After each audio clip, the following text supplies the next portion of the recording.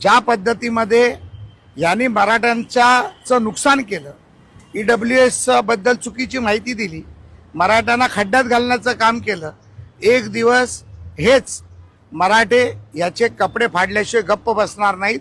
हे मनोज जरांगे मी तुम्हाला सांगू इच्छितो. तुमच्यामध्ये हिंमत आहे ना, मी तुम्हाला प्रत्येक वेळी सांगितलं, हिंमत आहे तर चर्चेला या. देवेंद्र फडणवीसांची चूक दाखवा. ज्या वेळेला प्रथम मी बोललो, प्रवीण दरेकर बोलले, त्यानंतर जर हे सर्व आमदार आणि मराठी नेते बोलले असते तर आज तुमच्यावर चढलेला माझाची जी चादर आहे ना ती टराटरा फाटली असते. राजेंद्र राऊतांबद्दल तुम्ही म्हणता की तुला घरात येऊन बघून घेतो. तुमच्यात हिंमत असेल तर महाराष्ट्रात 288 उभे करा. राजा तुमच्या मागे, आम्ही सगळे मराठी एक आहोत.